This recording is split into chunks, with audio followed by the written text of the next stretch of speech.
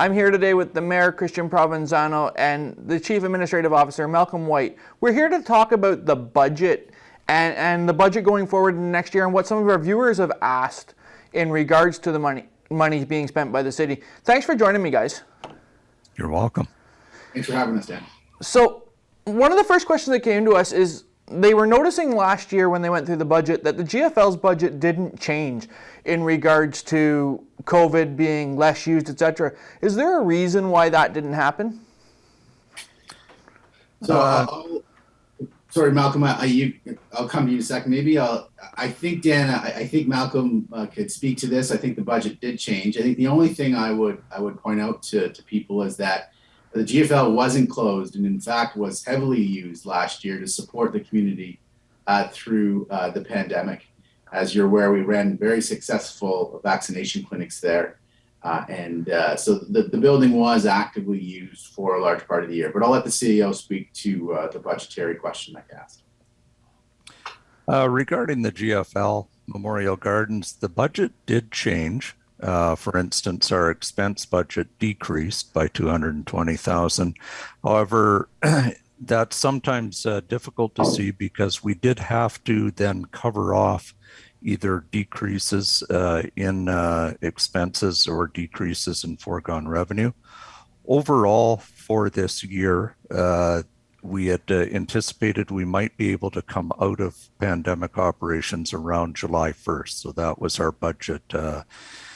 That's how we structured the budget. As we all know, the pandemic has continued on beyond July 1st, but we did plan that way, and we did cover off the COVID-related adjustments that we would need to make in the budget by utilizing either safe restart funding that we've received from the province, or if we had to, utilizing our tax stabilization reserve.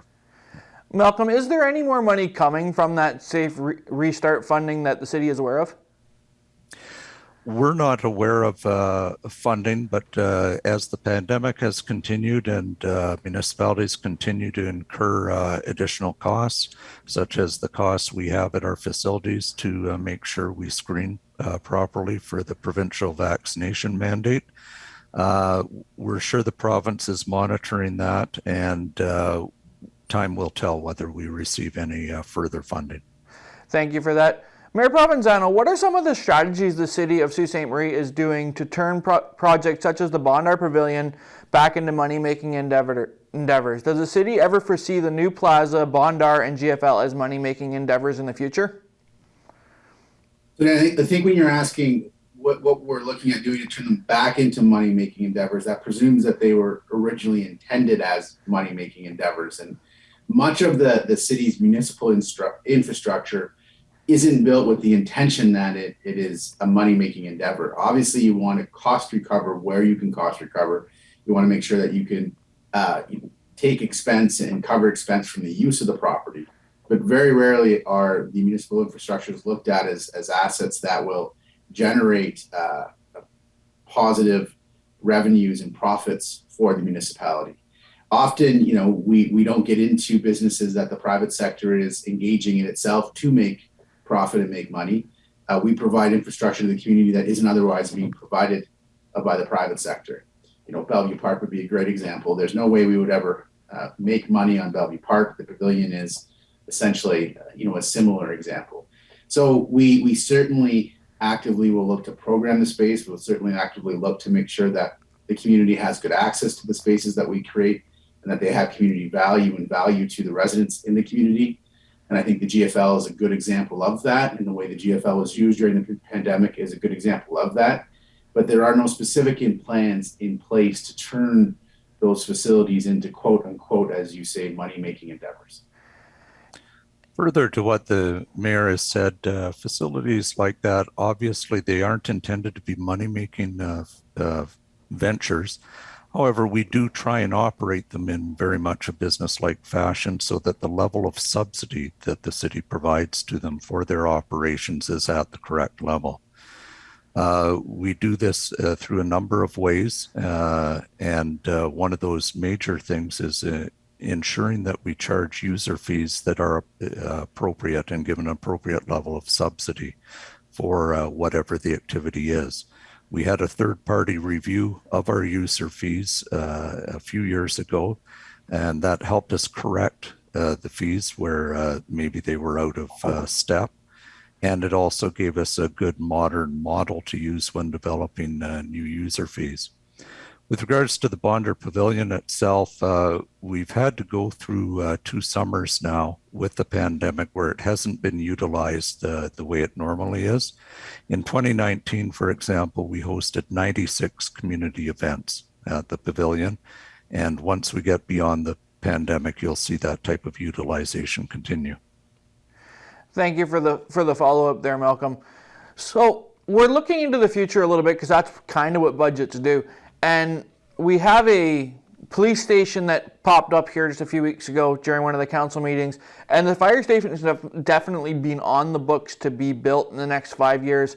How does a city with a shrinking tax base look to keep property taxes from being affected too much by some of this infrastructure that we absolutely do need? So that's a good question, Dan. I just want to make one comment with respect to the nature of it. The city's tax base isn't shrinking per se. I think the issue that you're probably flagging and raising is that the tax base is not growing at the rate we need it to grow at to support the expenses that continue to rise. And you're pointing out two critical costs. I think it's clear from the work we did in our fire master plan that we should be building a hall in a specific area of the city, and there will be a significant cost to that. And certainly the Police Service Board is starting the process of looking at what the police services needs are going to be on a going forward basis. And I can tell you from communities that are currently looking at that, Sudbury, Thunder Bay, a police services building will be a very significant expense. So to your question, how do we afford these type of expenses without having a significantly negative impact or a deleterious impact on the tax base? And it's a good question. I'd point you to the recent expenditure we're going to incur with respect to the twin pad and how we actually are managing that within the levy that we have.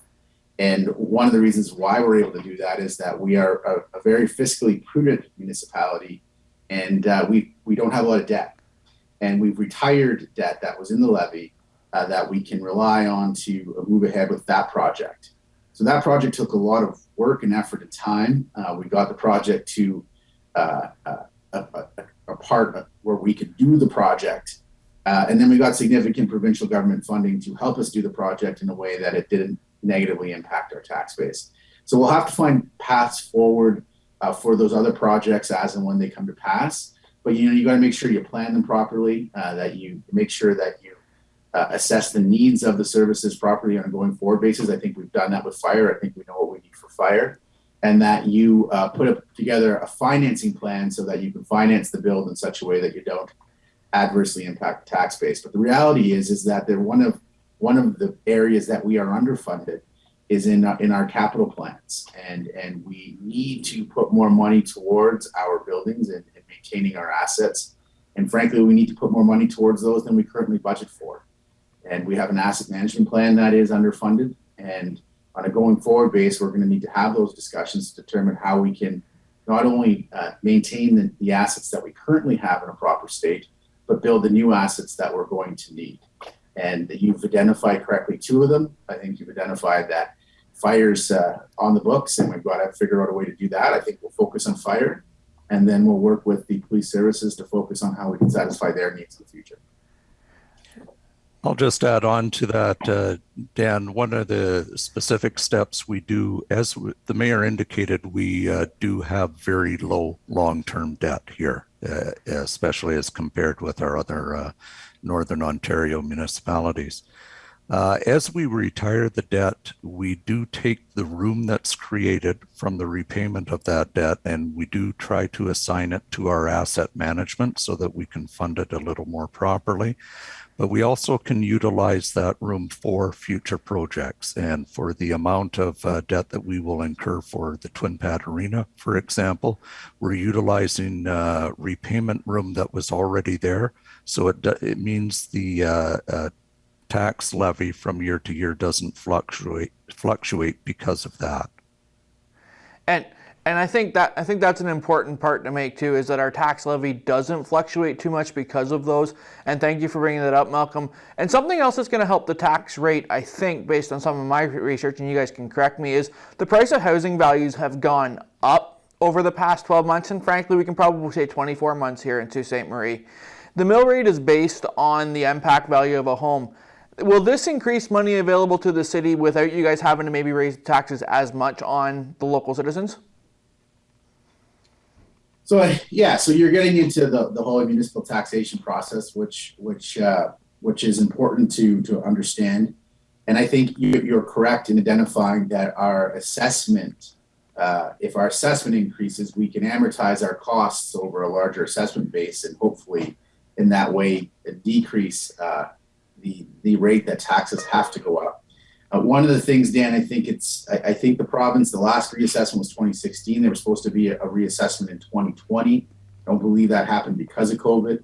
I think that was moved to 2021, and it didn't happen in 2021, and then it was moved to 2022, and it hasn't happened yet. So one of the things that I'm hopeful for is that the next time there is kind of a large reassessment, that we do see, a growth in our assessment base, and that it makes it easier to afford some of the services that we need to provide, and we can amortize those services under over a larger assessment base. But you're correct. Property values have gone up here. We will see how MPAC reflects that, and we'll see how people's actual property values are consistent with their MPAC assessed values. Just to add on to what the mayor has said, certainly if your assessment base doesn't grow, but just rises in value, that really doesn't affect the property taxes that individual people pay, because while it rises for assessed value, that will mean that the tax rate that's being multiplied by the assessed value to get the amount of levy decreases.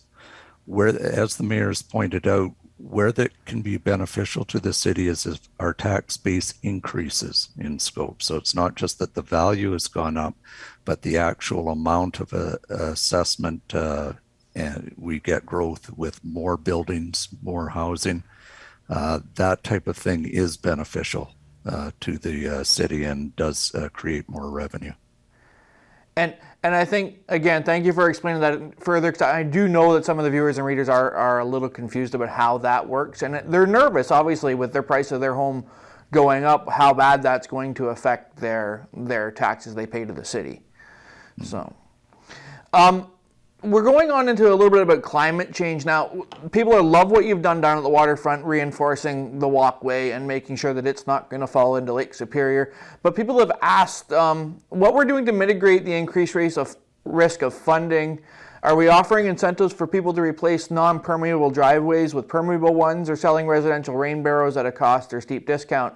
Sault Ste. Marie is becoming one of the most expensive cities for home insurance because of climate change related flood risk as well as crime. What is the city doing to help mitigate some of that?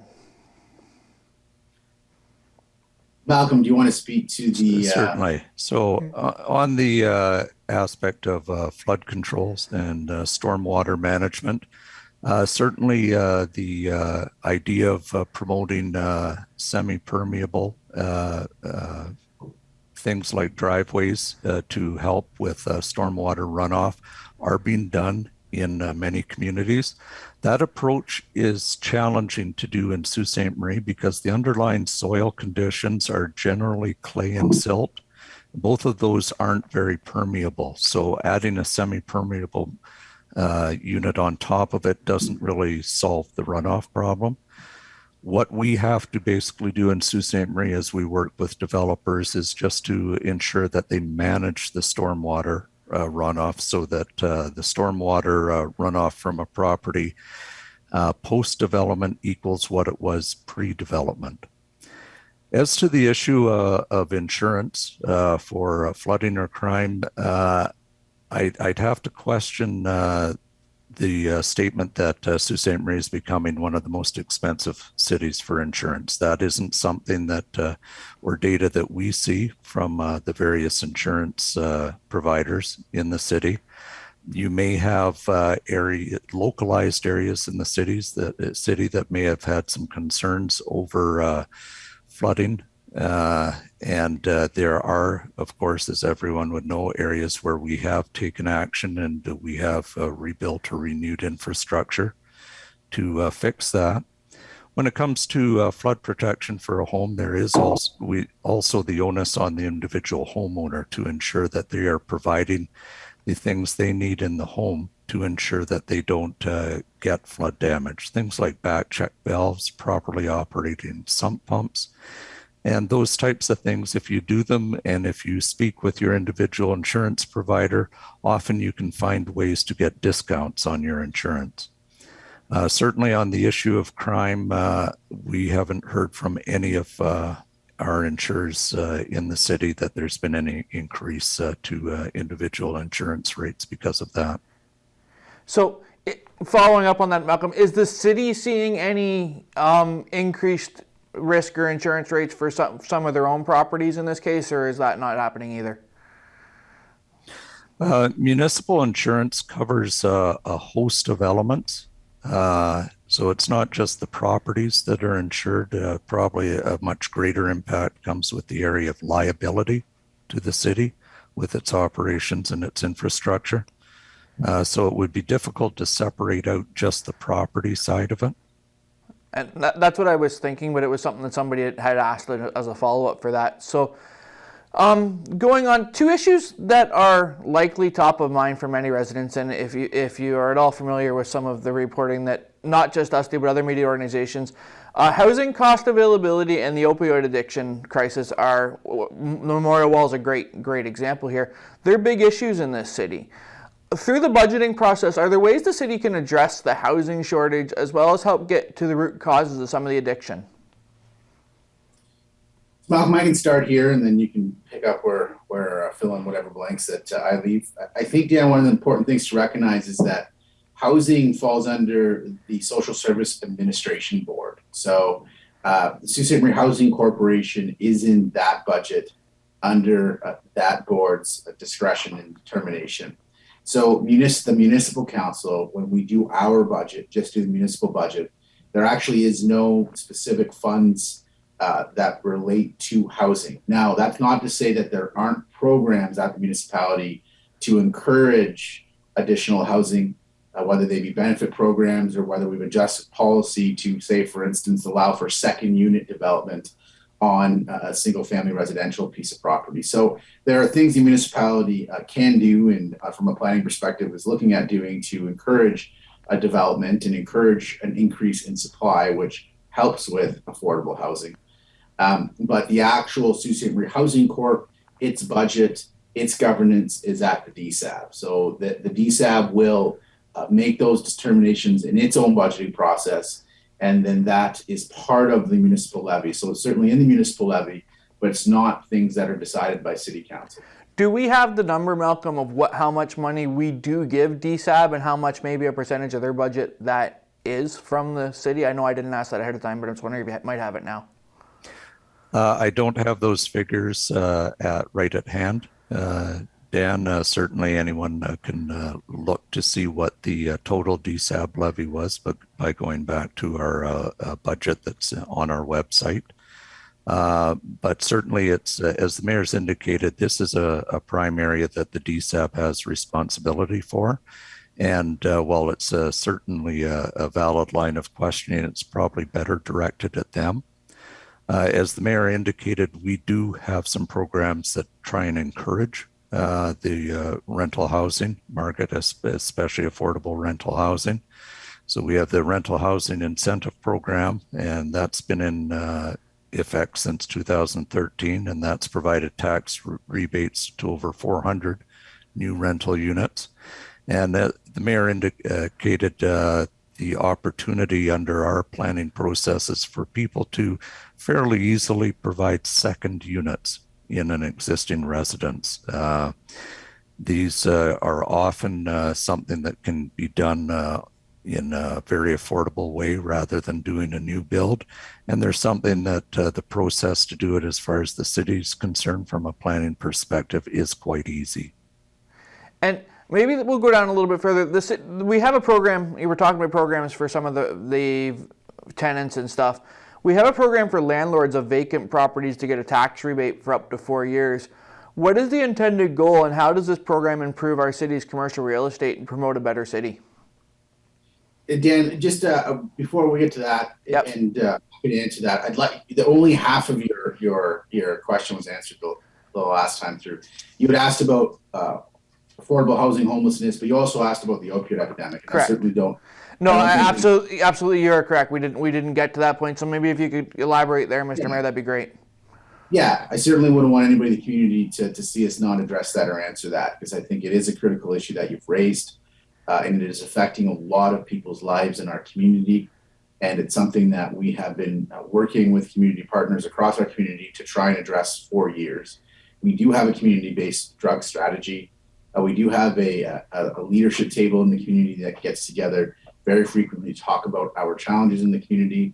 But the long and short of it, Dan, is that our healthcare system needs to be properly funded to assist and support people that have a very serious healthcare issue that need care. And our healthcare system is not being properly funded, and we do not have the proper infrastructure in our community that's commensurate with the size of the need.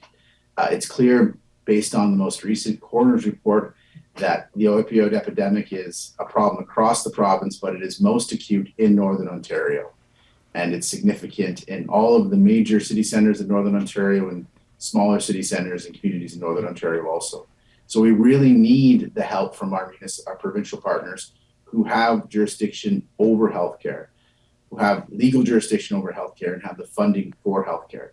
I would point out that Algoma Public Health is a public health provider in our community that does levy through our levy. So there is a part of the municipal levy does pay for Algoma Public Health. And I can say very clearly that if Algoma Public Health was looking to gain more resources to administer public health programs to deal with the opioid addiction, I would be very supportive of that and encourage it to do that. But I really want to call on our provincial government to properly address and fund the healthcare system so we have the proper care in place so that people who are suffering from mental health and addiction challenges can get the help that they need. So just to clarify then, the city really has no direct resources that they could or would really, in our previous conversations, could we be able to afford addressing this issue on our own, correct? Look, the municipality, the municipal corporation of Sault Ste. Marie, all municipalities are creatures of statute. We're a creature of the Municipal Act, that's a provincial statute. And that law outlines what our responsibilities are, what services that we are expected to provide, and the taxing authority that we have. So we are very much guided by the Municipal Act, and we focus very strongly in this municipality on making sure that we're doing what we're supposed to be doing in accord with the Municipal Act. And I think it's important that people that are paying taxes to the provincial and federal government for things like healthcare receive the healthcare that they need from the provincial and federal government. And I think it's really complicating for municipalities to start taxing through their land taxes, which are very limited, to provide healthcare services.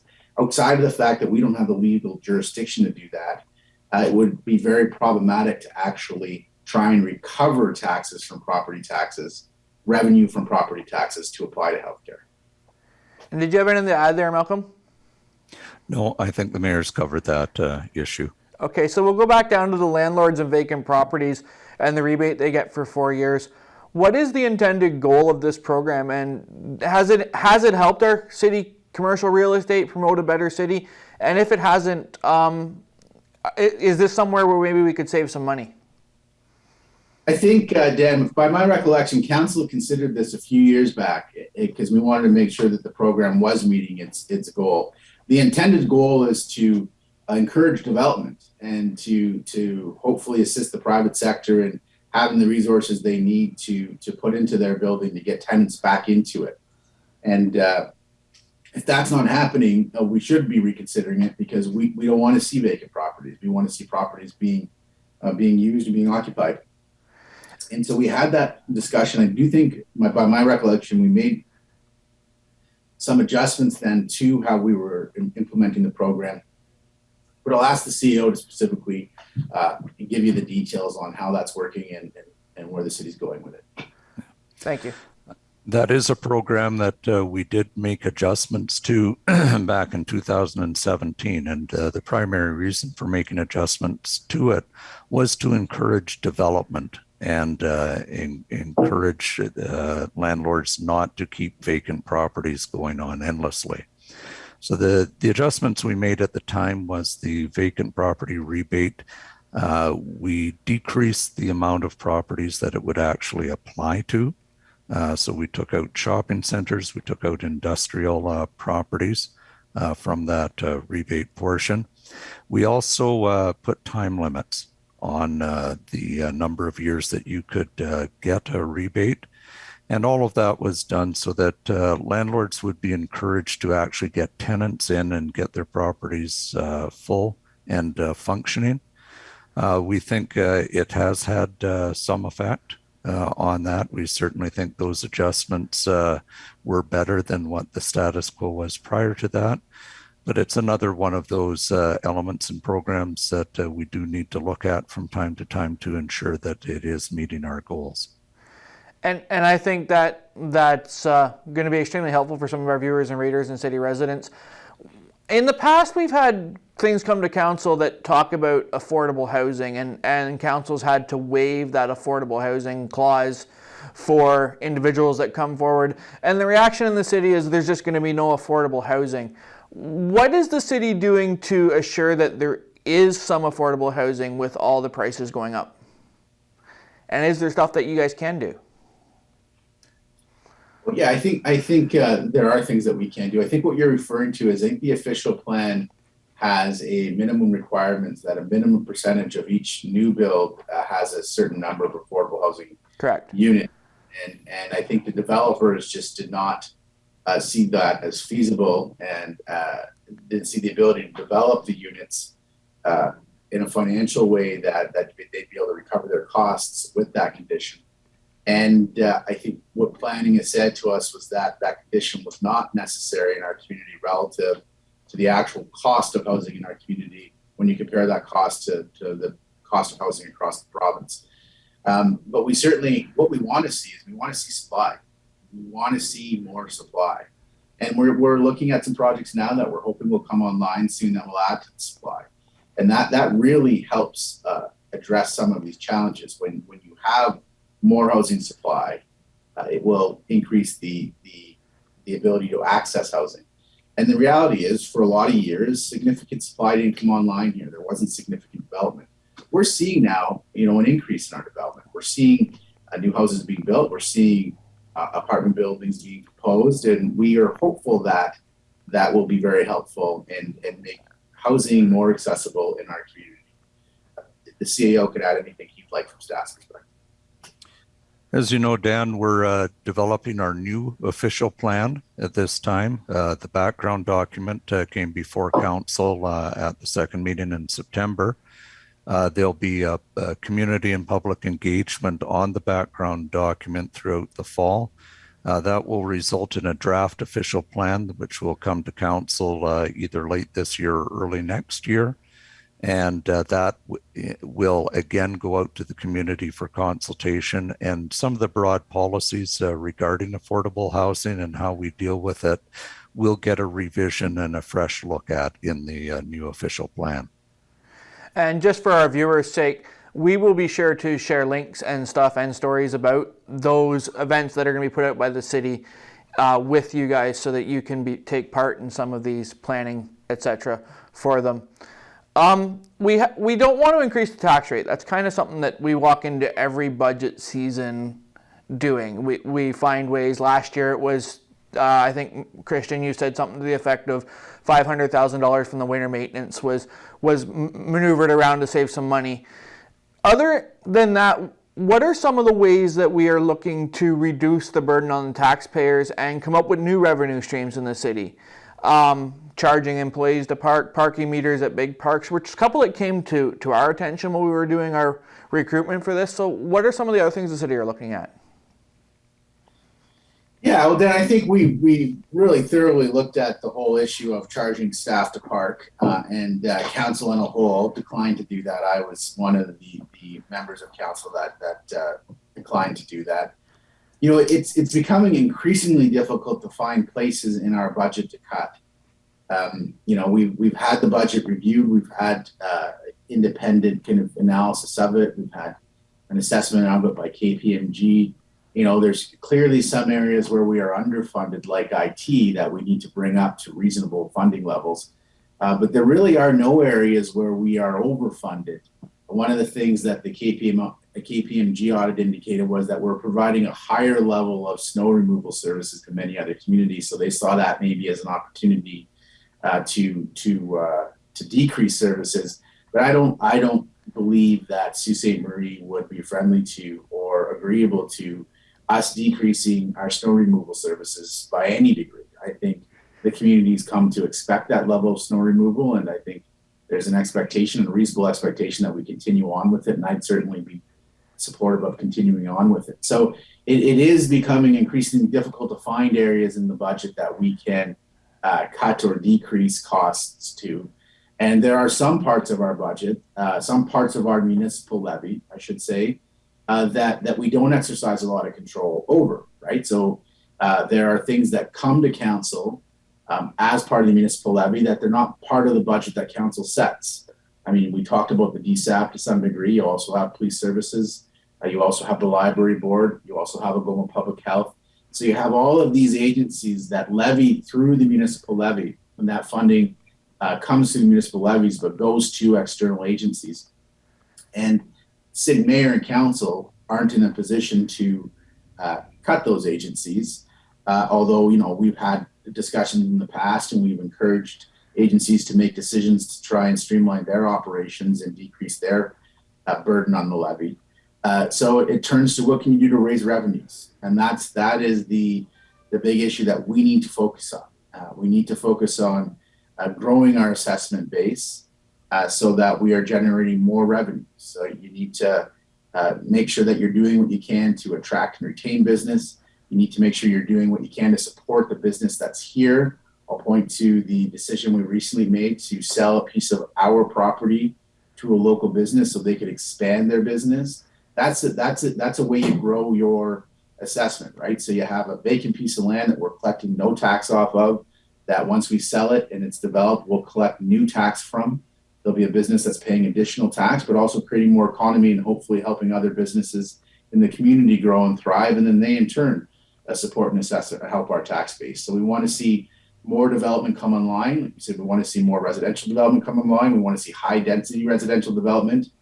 You'll recall we had a project with the Ontario Aboriginal Housing Authority. We had a project that we were trying to get off the ground on the Gateway site. That would have been a tremendous project for, you know, increasing and adding to our tax base. So we have to continue to look for projects like that and support the companies that operate here so we can generate more revenues. Malcolm indicated earlier, we did an assessment of our user fees a few years back to make sure our user fees were in line. So we increased a number of our user fees. The intention of that was to generate additional revenues for the municipality. What else could you look at? You could look at development charges. We don't have development charges here. One of the municipalities who doesn't. Most do. We haven't been friendly to development charges. We haven't looked at development charges in our communities, but that's one thing that's available to a council to look at. Other than that, you're really dealing with your residential, commercial, and industrial property taxes. And you know, that's the way we generate revenue. We have very few other tools to do it. So we're always looking at what we're doing and trying to really create the environment in our community for growth and to be successful, and we'll continue to do that.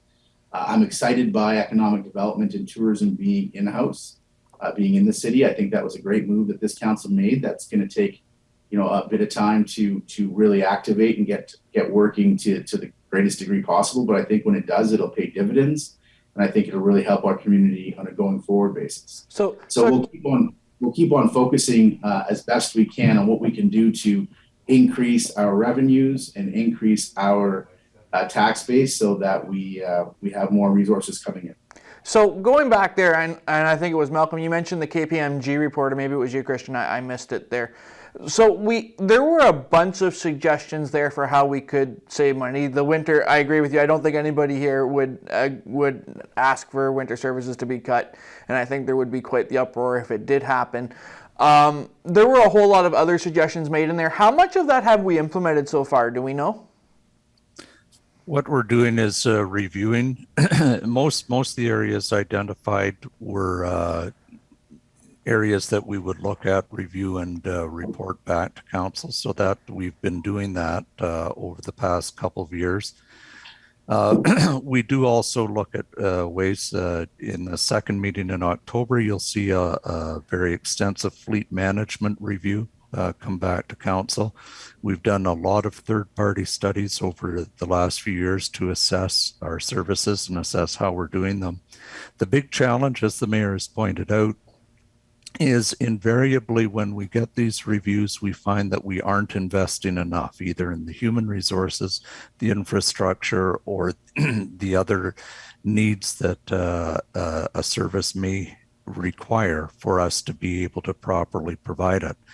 And that's always been a challenge in Sault Ste. Marie and the other Northern Ontario communities, because they don't have the revenue streams available to them the same way you do in Southern Ontario that enable you to deliver the services at the most optimum level.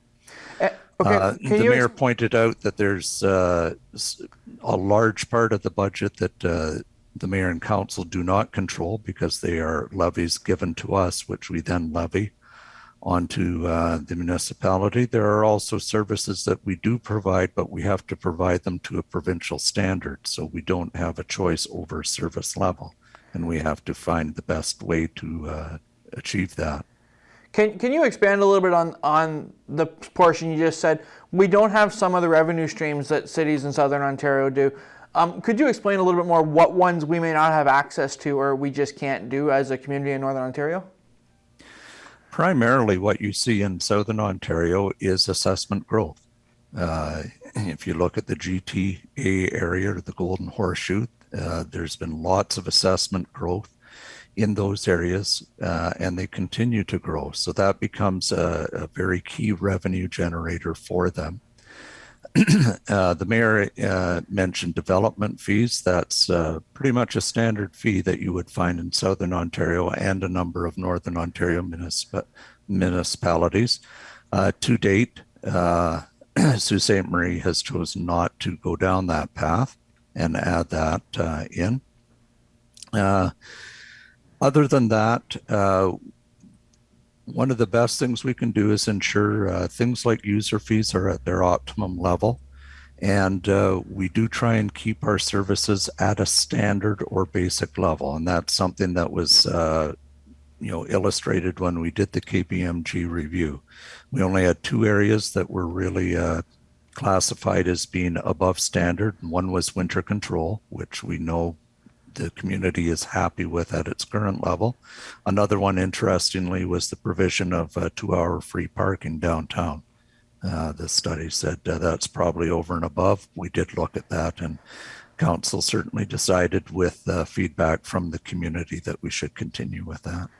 So, going back to what you said a few minutes ago, Christian, and crime being a fairly significant issue in this city too, we don't control the police budget. It's part of comes to us as part of our overall levy. And so if the police came to us and came to the city and said, we're budgeting to hire 12 more officers to help with this, which is something that our poll on our site is showing people want budget funding for the police, could the city tell them no, or is that just something that we'd have to do that? So just to be clear, I'm on the police service board, and the city has 3 appointees on the police service board. The mayor statutorily there, the city appoints a city councillor, and then the city appoints a citizen at large. And there's 2 provincial appointees. The police service budget does come to council. And council isn't required to just say yes to the police budget. Council can't get into the details of it and say, we're not going to fund X or Y, or we're not going to fund a car, or we're not going to fund a specific aspect of it.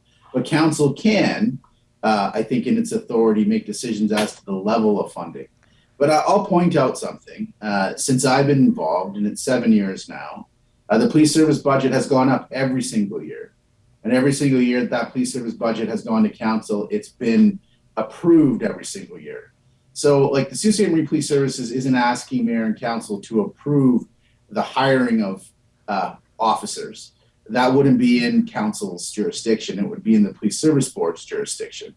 But in the end, the cost associated with that would be something that council would have some input on and have some ability to offer a perspective on. But the police service budget has gone up every year. It's going up again this year. I think it's gone up every year more significantly than any other budget in the city. I think about a decade ago, it was around 23 million, and now we're tracking at 33 million. So the police service budget has gone up $10 million over the last 10 years. And frankly, I don't think that is the answer to the challenges we're dealing with. I think the answer to the challenges we're dealing with is to get people who need care for mental health and addictions, the proper care for mental health and addictions. 80% of the police service calls, from my understanding, are for social disturbance and in response to social disturbance. So I assure the community that the police service budget has gone up. It's gone up every year. It's going up again this year. That budget will come to council. It's been approved by the police service board. It will now go to council for council's presentation, and council will have an opportunity to comment on it there. I don't see any reason or don't have any expectation that council will not approve the budget that's before it. But I don't prejudge that. I voted on it at the police service board. I'm certainly going to vote on it at council. But I think that it is, it's a healthy budget for certain.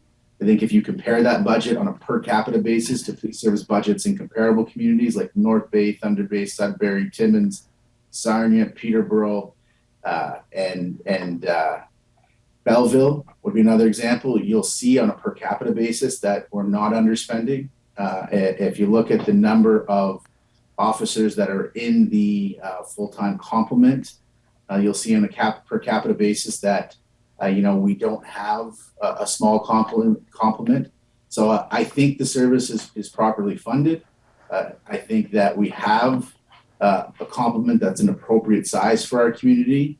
But the reality is the challenges in our community, like challenges in our communities across Northern Ontario and in the province and similar communities are significant. And they relate to other issues that need to be addressed by other levels of government to make sure that people are getting the care they need. If you have any discussions with leadership of the service, I think they'll tell you that they think a lot of the increase in the nonviolent crime relates to substance use, and people have substance use challenges, and a lot of the increase in violent crime doesn't only relate to substance use, but it also relates to the distribution of the narcotics and parties looking to criminal parties looking to do that. From my perspective, we need to criminalize and aggressively go after people that are making the narcotics, producing the narcotics, and distributing the narcotics. But people that are using them, I don't think they should be criminalized. I think they should be given the opportunity to get the care that they need to address some of the challenges that they have. And that's something that you're not going to achieve by just continually, adding and increasing the money that you have available for police. And given we've got about 10 minutes left, and I've got to go down to, we're going to get away a little bit from the crime in the community. And unless you had did you have something else to add there, Malcolm? No. Okay. We're looking at a downtown core, which with no help to COVID has been struggling. We have businesses that have closed. How much does the city spend on attracting businesses to the city, and how do we intend to attract more businesses to our core? That's an economic development question. I made comments earlier about how excited I am about the city's path forward on economic development. I think we've made some really positive decisions on both tourism and economic development that are going to pay off in the future. But I'll let the CEO here, since I spent most of the time answering your last question, I'll let the CEO here speak to the economic development budgets and the work that they're doing. So as you know, we've transitioned economic development and tourism development staff into within the city corporation. We've got both of those areas in different verticals in the community development and enterprise services area. And we're very excited with how things are proceeding. Yes, the pandemic has had an effect on how quickly we can proceed on a number of matters. But we've recently added a manager of business attraction to focus on attracting new business from across the world, really. We also have a new business development manager that's working with our local businesses and institutions to retain and grow our existing base. We have our key focus areas, certainly advanced manufacturing, lottery and gaming, smart energy and clean tech and renewable energy, digital economy and aviation and aerospace. So those are kind of the standard areas that we're looking at. We're also recently engaging in the areas of biofuels and forest waste product utilization. As you know, we've also had the good news stories, certainly with Tenaris consolidating its Canadian manufacturing operations here and doing their plant expansion. And of course, what we will see with the proposed project with Algoma Steel moving to electric arc furnace operations from blast furnace. Both of these have a tremendous potential to add to the footprint, economic footprint in the community, especially for downstream providers and increased product mix. As you would have seen, certainly in the downtown, despite the pandemic, there's been a tremendous amount of private sector investment going on in downtown. In existing buildings. And as you've seen at council, we have some potential new projects like the residential project that is looking to buy a strip of our property to proceed. So we think despite the pandemic, we have a tremendous amount of positive signs that things are looking up for the community. And on those bringing business into the community, and it was one that came up to me last night, so sorry I couldn't send it ahead. Where do we stand on the Ferrochrome project? Is it a go, no go, or is it still in a whole bunch of different planning places? Certainly wouldn't say it's a go or no go. I think it's frankly too early to be either of those things. And really, you've got to just look at the news about the company to determine that there's a lot of story left to be told here. So there's a couple things I would kind of point to, Dan, is that Norron's always been very clear that they weren't going to be doing anything on the Ferrochrome production facility project until they had clarity on the road. There still is no road into the Ring of Fire. Since that point of time, though, we see that there is some competition amongst two different companies to buy Norron's outstanding shares. And, we don't have any clarity from either of those companies on what their intentions are with respect to the chrome deposits. It might well be that they have no interest in the chrome deposits, or they don't intend on developing the chrome deposits at the same rate that Norron was originally intending on looking at the chrome deposits. Norron was clear that it was interested in other deposits first, and the chrome deposits would come after they mined other deposits. So that project is still, if it comes to pass, a long way off. But the city has to do some of its own assessment in that regard too, because when we originally responded to the request for information, one of the parts of it obviously was the ability to host a electric arc furnace on that site. And obviously it's something that is doable because Algoma is now doing it. But the point there is Algoma is now hosting an electric arc furnace on that site. So there has to be some consideration whether or not it's possible to operate multiple electric arc furnaces on that site.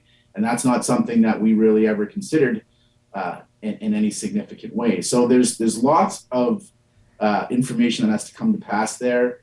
But I want to just be clear with the city and assure the city that nothing has happened on that project since really the last time there was public information on it. All that's happened since then, I think, is that you've seen the company develop in such a way where it's got some other parties interested in owning it. And we'll have to see how that plays out. And then we'll have to see what those other parties' intentions are. And then we'll also have to see what the capacity is locally for not only the electricity generation, but its transmission and distribution. That's never, frankly, been considered. Thank you. So there's a lot to look at here, and we'll have to try and kind of wrestle it to the ground and sort out where it goes. I think probably sooner rather than later. But in the end, nothing has been done to move either a provincial environmental assessment forward or a federal environmental assessment forward. And both those things will have to be completed before anything was to occur here. Thank you for that. We're down to about 4 or 5 minutes left. I want to give each of you an opportunity to address the public about the budget process, how they can be involved, and anything else you want to say in the last couple of minutes. So go ahead, Malcolm. We'll start with you first. Sure. We can certainly point to people utilizing our website. We do have some areas where people can offer direct input to us. People can also offer input to us over our various social media channels, our Facebook page, Instagram, and Twitter accounts. They can also just email us with any thoughts they may have. And we always encourage people to, you don't have to wait till the budget process to ask questions or get information or have conversations with us on how we do certain things or why we do it. We're always available all year round to have those conversations. And go ahead, Christian. There's about 2 minutes left. I agree with all of that, and I would just add that feel free that if you have any questions, also reach out to your city councilors and reach out to your ward councilors, reach out to me, ask questions, offer any perspective or opinion that you have. We care about what you think is important. If you think we're doing something well, it's great to hear that. If you think we can improve on what we're doing in one area, it's great to hear that. If you have some constructive feedback on things that we shouldn't be doing that we are, or things that we should be doing that we aren't, I'd love to hear that too. I know your counselors care about what you think and they take that into consideration. I know that I care about what you think, and I always reflect on what I hear about a matter when we're making decisions on a matter. And I just encourage people to engage with the city staff, engage through our website, and reach out to your ward counselors in my office if you want to talk about things further. Thank you, gentlemen, for your time today. I hope this is informative to me, as it was to me, to our viewers and our readers. Thanks again for joining me. No problem. Thank you for the time. Take care of yourself. Thank you.